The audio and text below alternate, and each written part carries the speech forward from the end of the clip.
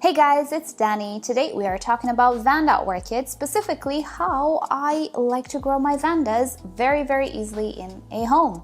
I feel like Vanda orchids generally don't enjoy the same amount of popularity as other orchids because one, maybe the ones in flower shops are a little more expensive, but also I'm sure because they're intimidating. When you see them for sale, bare-rooted, maybe in those big glasses that cost half the price, maybe you're not very tempted to purchase them. Maybe you just want to go for the typical Phalaenopsis, which is just as beautiful, certainly more versatile, right? I fully agree with you if that's the case. But what if I told you that you can have tinier Vandas in your home growing without a hitch, potted?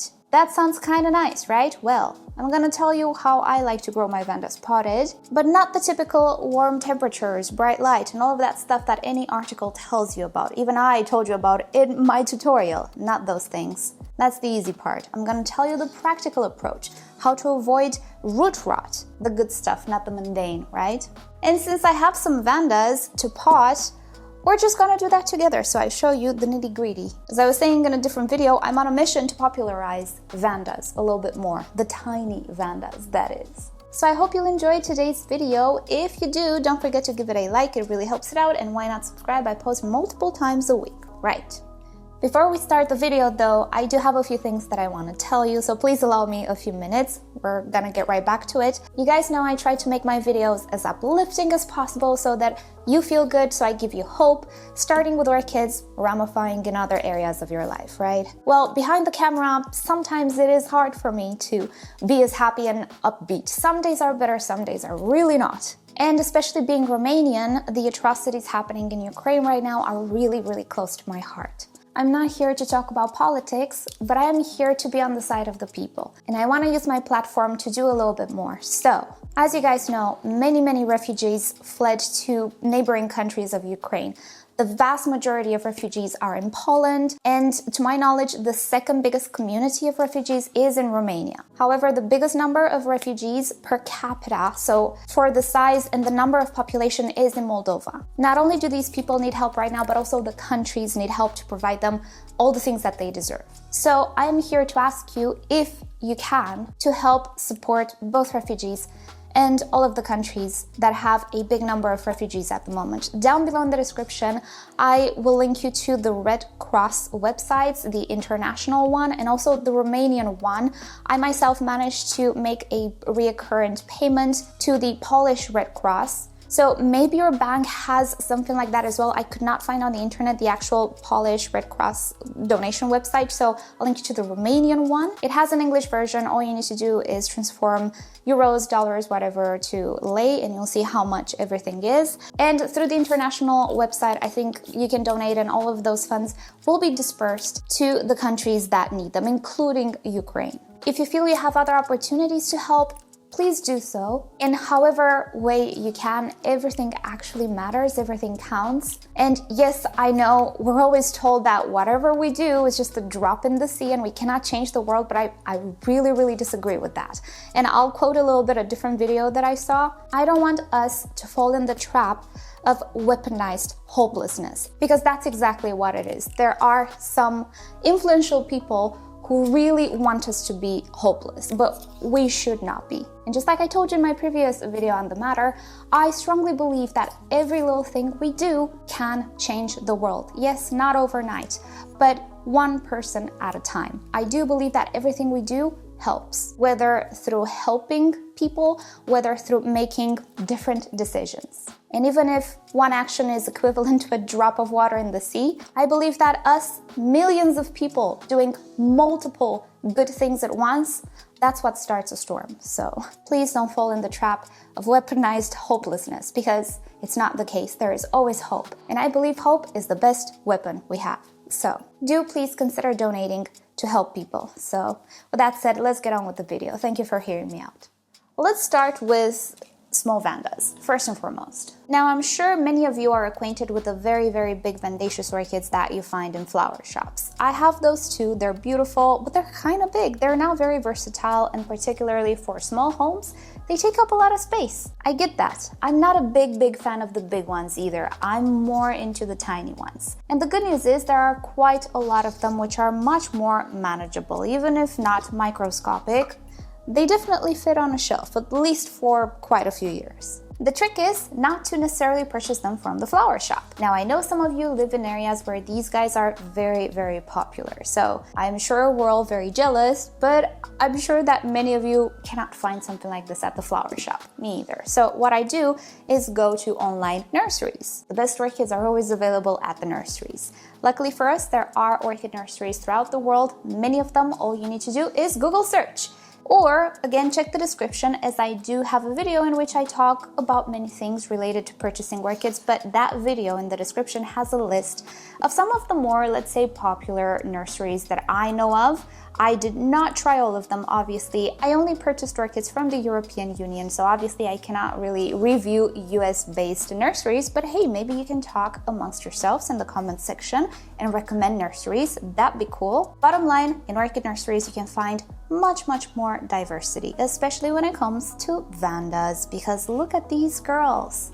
Yes, they're not microscopic, but they're much tinier than the big orchids you find in the flower shops, right? Generally speaking, Ascocentrum orchids can be tinier, and their crosses as well. Yes, all of these are monopodial, and yes, eventually in many years they will grow taller, but you can see width-wise, it's really not all that dramatic. Certainly much easier to find a place for this one in your home, right? P.S. if you want to see a video with this one in full bloom, you know what to do. Check the description, I have one there. But Ascocentrums are not the only ones. I am a fan of Arinco Stylus and Aretus orchids as well. With Aretus, you can find larger ones, but Arinco Stylus, in my opinion, generally tend to be a lot more compact. Again, hybrids with these orchids can stay a little smaller. If you find one that you really like, but you're not sure if it's gonna grow big, just Google search the name and you're gonna see pictures, you're gonna see eventually how the orchid will grow. But yeah, I would say that Vandas, proper Vandas, like Denisoniana, Tessellata, Mimi Palmer, and a few others, they tend to grow a little bit bigger, and Ascocentrum, Neophoenicia, Arinco Stylus, they tend to stay smaller. A little side note here, I'm using old names. Many nurseries still use the old names. Currently, somebody thought it would be a great idea to reclassify all of these different subgenera, let's call them like that. They're all Vandas now, so there's no way to tell. But I have faith that nurseries are still specifying the old name. So if you ever see on a website Vanda fulcata, it's not my fault. It used to be Neophoenicia fulcata. Now nobody really knows. Let me show you the difference. Vanda fulcata, Vanda Denisoniana hybrid. Look at this big baby. So they have the same name, but they're not the same orchid. Righty then. So that's where you can find tinier Vandas, and those are the Vandas that, in my opinion, tend to stay much tinier, pretty much like a Phalaenopsis. You could compare the size of this one to a typical standard Phalaenopsis, right? The problem is, when you're gonna order the orchid, it will arrive probably like this. Maybe some nurseries will offer them in pots, that'd be great, but in my experience, or at least in this part of the world, it doesn't happen. This is how you're gonna receive your Vanda. And as you can see, it's not potted, it's actually bare-rooted.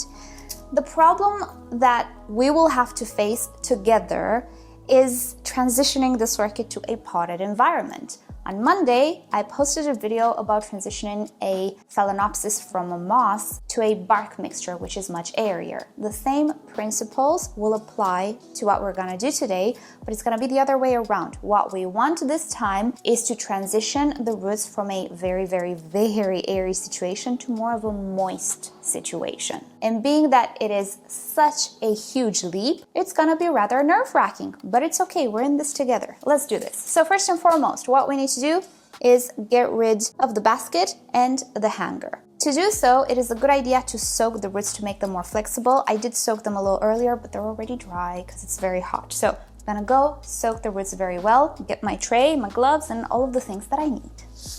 You might notice I got myself some protective gear. Yeah, we're gonna need it. First and foremost, I want to remove the metal hanger, which is, in my opinion, quite hazardous.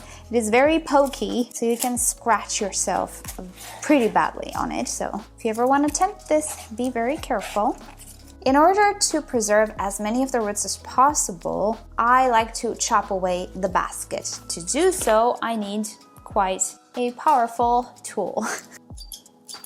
Do we remember him? This is my old gardening pruners, which only does the dirty jobs. I keep the nice ones for the clean jobs. Obviously, a scissors that cuts metal will do a great job as well. Not sure about wire cutters, maybe they will work. Definitely scissors will not do anything. You need something powerful. This is not the most adequate tool, but it's the one that I have. Bits and pieces of this plastic will fly pretty much everywhere. We need to protect ourselves. And you know what? If you don't want to do what I do, just don't. And if you find an easier method to remove the Vanda out of the basket, do so. But I'm just showing you how I do things. So what I do now is start to cut away in lines, trying to make my way through the maze. So let's do this.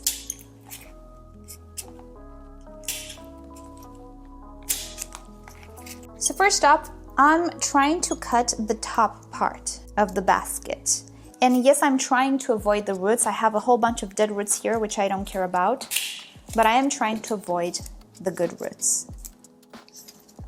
I'm also trying to detach them. And when they're wet, it's quite easy to detach them. Let me show you. See? They just detach on their own. I can go ahead and cut section by section this basket. So I'm usually going around the basket at first, removing the roots out of the way. And when I cut away all of the top part, what I do is remove it bit by bit like this. See, I told you things will start to fly at this point. Oh no. Yeah, we have a casualty. It happens. When I don't have a camera in front of me and I'm really focused, I do a better job, but it's okay. I do want to show you as best as I can what I'm doing here. Ta-da! Well, we actually did save most of the roots, do you see? So the top part is gone. Guess what? We're gonna do the same thing for the bottom. Now, again, I'm gonna go in lines, kinda. And again, I'm gonna try to remove all of the roots out of the way. And just go ahead and cut the tiny pieces. Trying again to split it kind of in half or at least a quarter.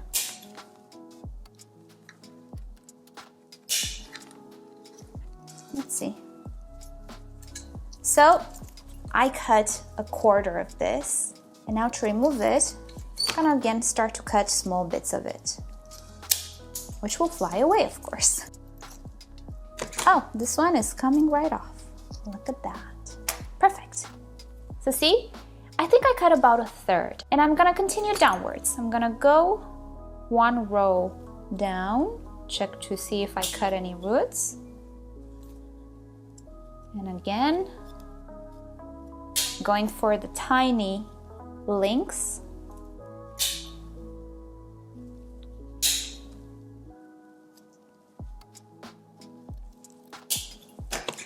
And again, another piece is removed. So I'm left with the final piece here, which if I want, I can cut again into another section, but you know what? I think I can just pull it off. And that is it. If I was just a little bit more careful, I could have saved this bit of root as well. But pretty much in this way, I most of the times do save all of the roots. And if I cut anything, it's very rare, and it's because I did not pay enough attention. But with good attention, you can definitely do a good job. Now I'm gonna go ahead and cut away all of the dead roots. I didn't do that prior because it would have been a nuisance to try to figure out where each root is coming from. Since I had that grill blocking the view, I always try to remove the nest. How many names can I invent for that basket? Grill, nest, picnic basket. All right, so yeah, you get the point. I remove this first, and then I go and check what roots are not good anymore and I need to cut away. So let's do that really fast. I can actually remove my glasses or goggles. Alrighty then. look at that. We're pretty much done. I do see my orchid has a bit of a long stem here. Ooh, it's mushy. I'm gonna cut part of the stem as well. This is a good tool to do so because it's heavy duty. And yeah, there's nothing alive here. Now, I'm not gonna go further up. What I don't wanna see is green. What I like to see is brown or dried up stem, because that will be the buffer between the actual good stem, the green stem, and all the pathogens in the outside world. So I do like to leave a little bit of a dried bit of stem here, but I just cut away the excess because it's already mushy. It's gonna start to degrade or actually break down in the new medium. Not something I'm a fan of. Let's tidy it up a little. And yeah, we're good. Very nice, very good. Okay, that's enough. That's enough meddling with it. Somebody stop me. I can get caught up in this and just remove all of the dried bits and all of that, which is, at this point, they're not enough to spoil anything and it's just a waste of time, but I kind of enjoy it. All right, let's cut the dried flower spike too. We're done here. Let us remove, or actually get rid of, all of this and come back with a suitable pot.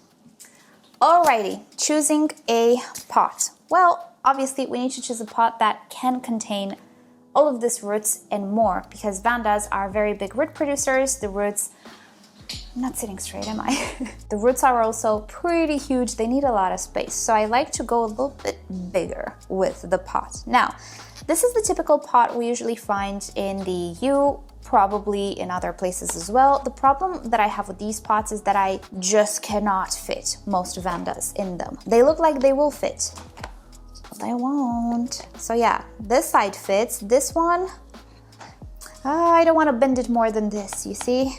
I always have this issue. It's just too tiny. The pots that I really like for Vandas generally are the rePotme pots, which for the EU, at least for me, they're sort of an atypical size. They're a little wider than the standard sized pots, which is great because I've always wanted wider pots rather than taller pots. To get something wider like this, you need to go tall. I don't want tall, I just want wider. You can see this one is just a little bit taller than this one. So for my Vandas, I actually reserve these pots, and I actually really like the bigger one they have, the 8-inch one. I do believe this is a 6-inch one. That would be about 15-16 centimeters. Am I getting good at conversions? What is happening? So let me show you. Ta-da! Pretty much like a glove. Funny thing about this pot, I got it in that first batch that they sent me. They did send me this in PR. When was it? 4 years ago? Something like that. I have a feeling it changed color. I don't remember this color, but you know what happened? I had this on the terrace with cattleyas and other stuff, and at some point when I repotted some orchids, I put it in storage on the terrace, but it was covered in a tarp because most of these guys are not UV protected. These are, but still I didn't want to risk it. Well, I'm doing some cleaning on the terrace and I discovered that tarp was half blown away by the wind. So half of my kind of storage place was in full sun on the south side, southwest, full sun. I don't know how long it has been like that, but pretty long, because this one I think changed color because of the sun. Most importantly though, will it crack? Nope. It's just as flexible as it was at the beginning. Do we see that? It should crack by now. Nope. It's holding on. This guy is UV proof.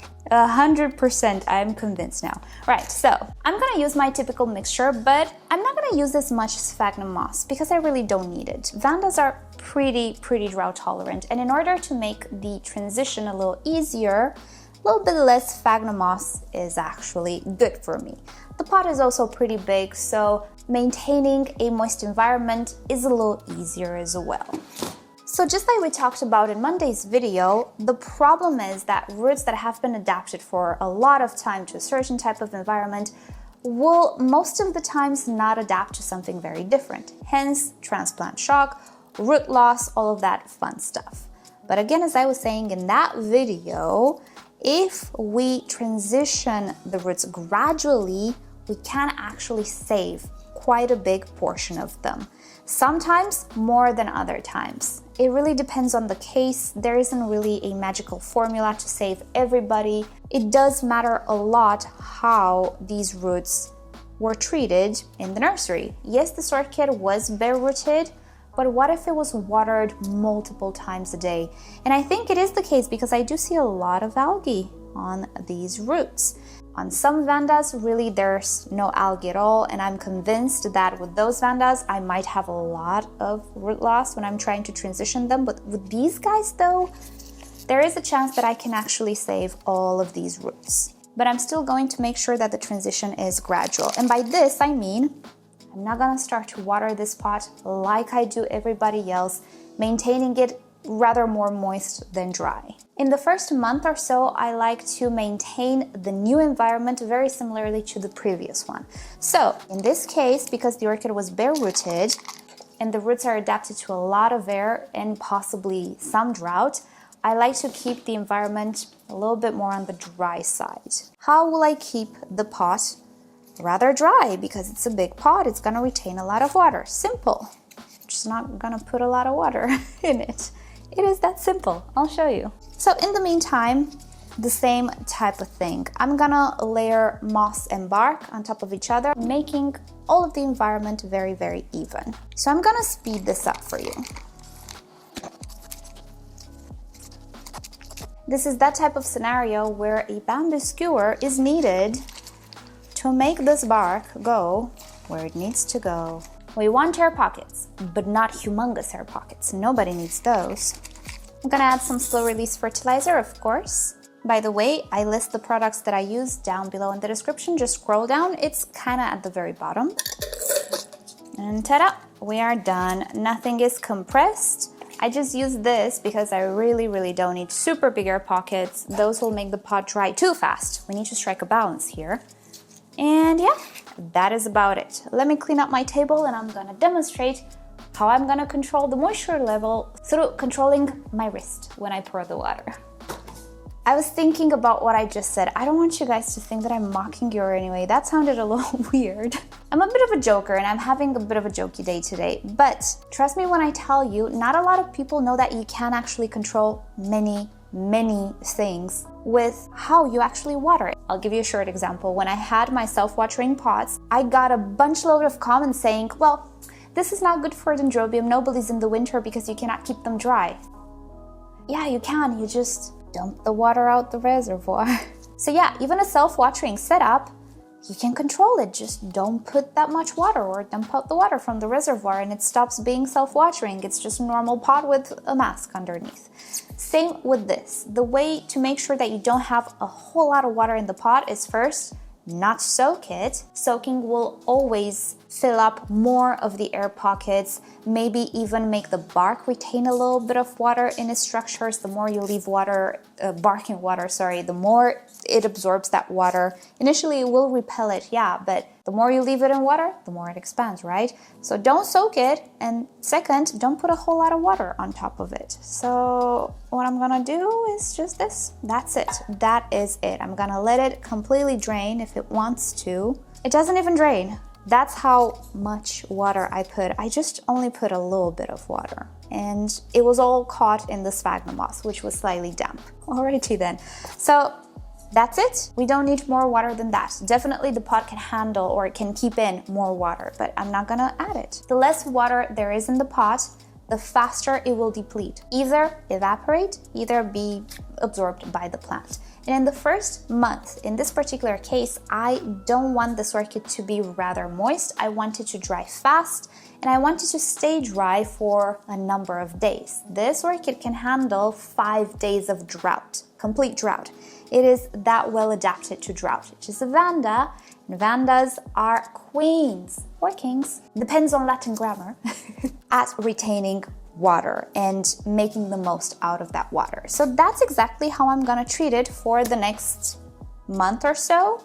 The amount of water that I added will last me 3 days in this environment, particularly because it's hot now, but that's okay. 3 days moist, 7 days drought, baby. That's how we're gonna roll for a month. And then we're gonna go to a slightly more wet regimen, because when this orchid starts to really take off and grow, new leaves, new roots, maybe new flower spikes, and all of that fun stuff, it will require more water. So what I gave it now, it's not really adequate, but it's okay for the transition period. Oh, I forgot the decorative pot. Hold on. These are some buckets that I found at the local garden center, and they fit perfectly these rePotme pots, which, as I was saying, they're a little bit atypical, so I need to find wider containers. They do leave about 1 centimeter on the side, so that's good. Water can definitely evaporate, and that is about it. I'm missing the tag. Did I throw away the tag? No. I'm gonna make a new one, but for now, I'm gonna leave this one. So let's end with showing you some success stories. All right, so these are two of my bigger Vandas. First off, one that is potted in the 8-inch pot that I was telling you about. This is phenomenal for big Vandas, and of course, again, in the same type of bucket. Look at that, we already have roots just going down the pot. This orchid adapted so well. I don't see any dead roots. That is fantastic. So yeah, there we have it. This one, let me just tell you when I potted it. December 2021. Forgot to write the date on the other tag. We'll do so. So it's quite recent. And you can see everything is absolutely fine. This one is an older orchid. I did not have those pots at the time, so I just did with what I had in the garden centers. This is a typical nursery pot, big enough to contain the roots of a big Vanda. Absolutely works. I just put in some holes. Downside, I cannot really show you the roots. I can show you they're starting to grow from the bottom. So yeah, they reached the bottom, but I cannot really show you inside. I think you can tell from the looks of the orchid and the top of the orchid that she's doing great. She's having a great time. Can you also have a flower spike? That'd be neat. No? Do you? I don't know if I see something or not. I'm gonna tell you at a later date. I don't know, maybe not. But yeah, definitely you can use a pot like this as well. And in the end, yeah, definitely you can adjust bigger Vandas to a potted situation. It's just gonna be a little bit more tedious, yeah, because they're bigger. The actual Vandas, the big ones, they tend to adapt a little slower than the tinier ones. Also, the older ones, again, tend to adapt slower. Did I? Yeah, I made a video talking about these observations about age, size of the orchid, and actual genus of the orchid that seems to me to adapt faster than others. If you're interested, I'll share it with you down below. I have a lot of success stories actually. Sometimes it is slower, sometimes I do lose quite a few roots, and if I do so, I just go back in, cut them away, repot the orchid, and the new roots do get adapted this time around. But with others, it's just much easier. In any case, I do the same technique. I try to gradually get them adjusted. Typically with Vandas, it's from bare rooted to potted, which is always nerve-wracking. So it's okay to be a little nervous, absolutely fine. But yeah, that's how I do the potted Vanda. Alrighty, so that is about it for today. I hope you've enjoyed today's video. Let me know in the comments if you managed to acclimate your Vandas to a potted situation. How did it work out for you? Did you have a bad experience or was it pretty smooth? I can see it go either way. I've had bad experiences too, but the point is to not give up, learn from the mistakes, and do a little bit better. All right, so let's end it here. If you want to follow me on social media, why do I do this? I have like my side, not my side, what is this? My part is on one side today. I thought I was extra and I keep doing this. It's annoying, I'm sorry. So if you want to follow me on social media, just search for me. I'm at MissOrchidGirl. If you want shorter videos, visit my shorts channel, but most importantly, subscribe to this channel because this is my main outlet and I post very often. So with that said, I hope you have a great day and I'll see you next time. Bye.